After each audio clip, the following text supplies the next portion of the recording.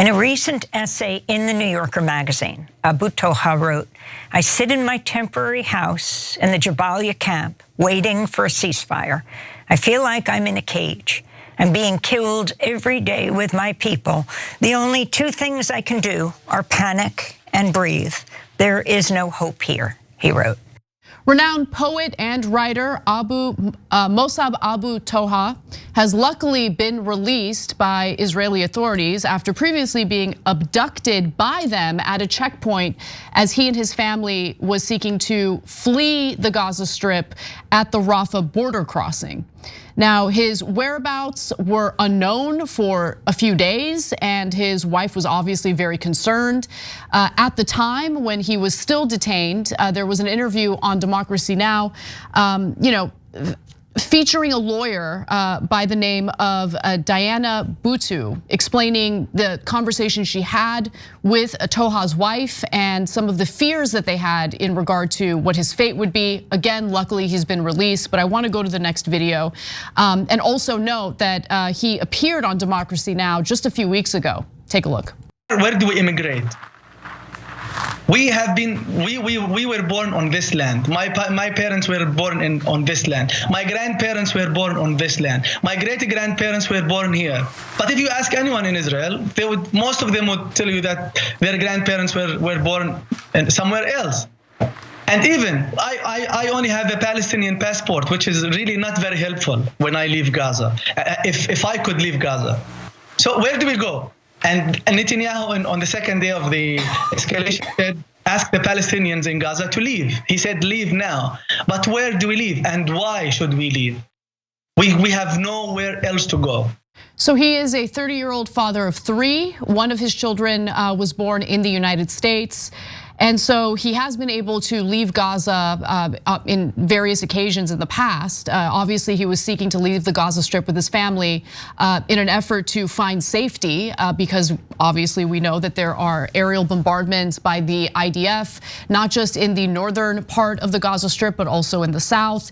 They had apparently gotten clearance to leave, and prior to his release, in an interview with Democracy Now!, Canadian lawyer Diana Butu explained the conversations that she had with his wife.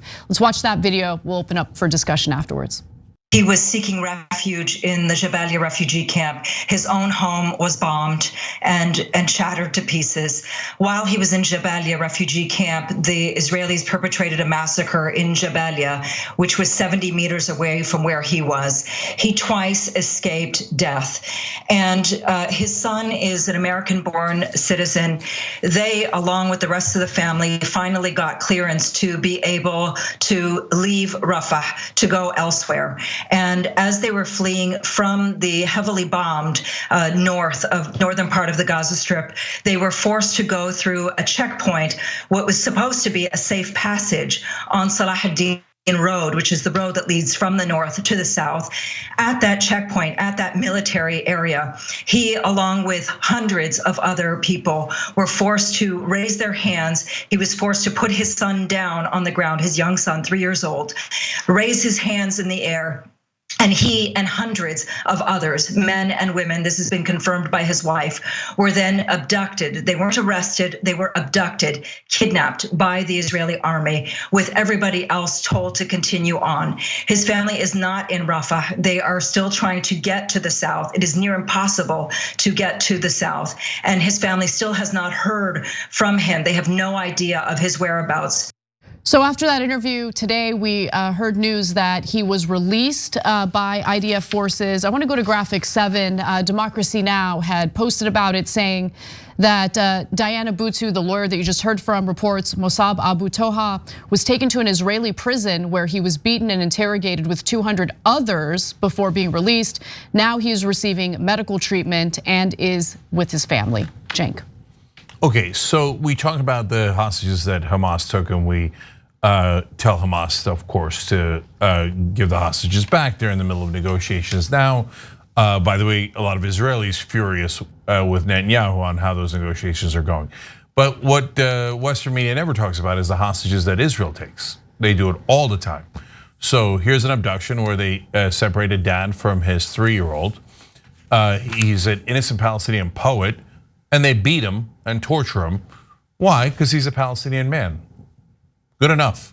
Now, if Hamas did that to Israelis, the whole world would be talking about it 24/7. Everybody in American media would say it. Not to be fair, not everyone in American media. They've been much more balanced now. But certainly American politicians would say, "Oh, we need to send $14 billion over so that the other side can be killed."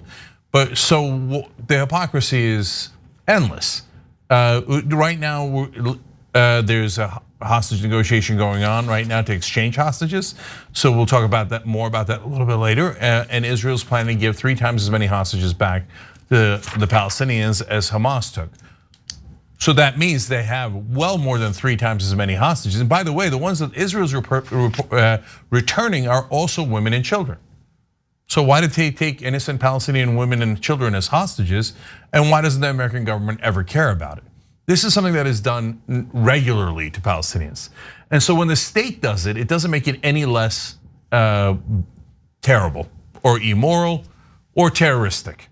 So imagine you're a Palestinian, and at any moment the state of Israel can come and snatch you up, take you away, torture you, beat you, and then go, what? We're just a state. So since we're a government, we're allowed to do all that, and you can't complain, but if you fight back, you're a terrorist. If I do it to you, I'm just the best democracy in the Middle East. It's a joke. It's a sick joke.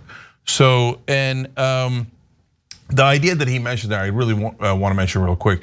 This idea of why don't the Palestinians just move to other Arab lands is one of the most obnoxious talking points I've heard my entire life. Absolutely ridiculous. Why don't you just pick up from where your family lives?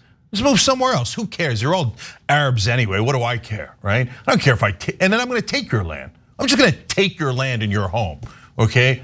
So I mean, we could do this 1,000 ways. Oh, Americans, you're North American.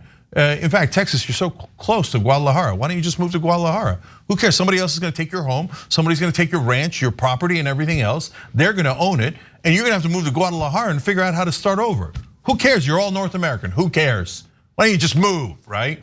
No, what Israel's doing and has been doing for 56 years is brutal. It's an occupation. It's oppressive.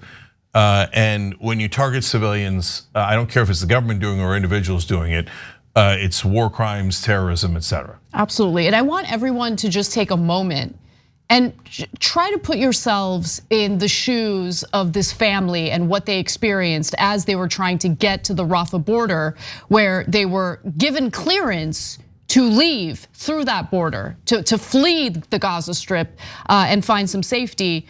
So the wife of Toha, Mosab Abu Toha, said that as the family walked past Israeli troops and tanks, soldiers called out to dozens of men and ordered them to approach for questioning. Their families were forced to keep walking, she said, echoing similar accounts by other Palestinian families. This is the New York Times reporting, by the way. Let me continue. When they called on Mr. Abu Toha, he was carrying his 3-year-old son, Mustafa, his wife said. I was in front of him by 3 meters and they told him, drop the kid and come toward the military, Ms. Abu Toha said. Mustafa was calling out to his dad. She ran back to get her son, she said, risking being shot by Israeli soldiers. Walk quickly or else I will shoot you, she said the soldier yelled at her. And then really, as we walked a bit, he started shooting on the road and the wall.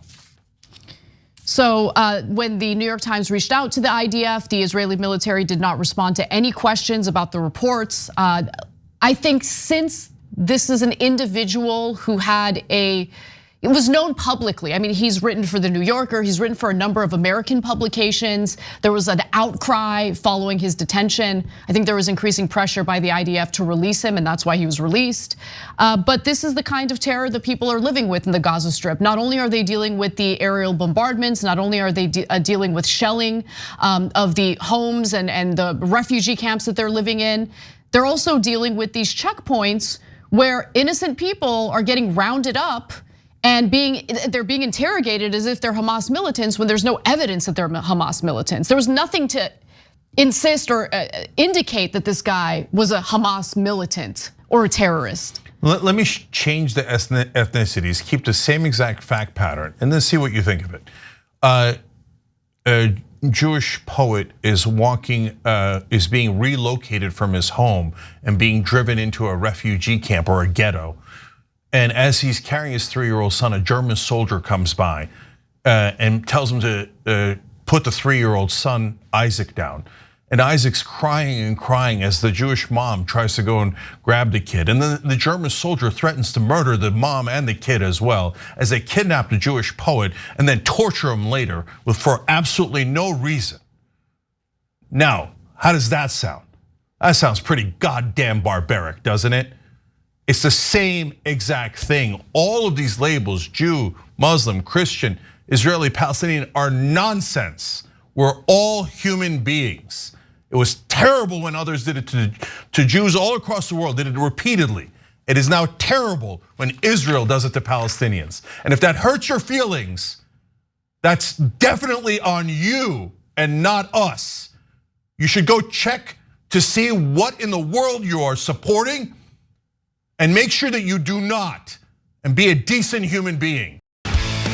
Thanks for watching. If you become a member, you get to watch all this ad-free, except for, of course, this ad. Still, hit the join button below.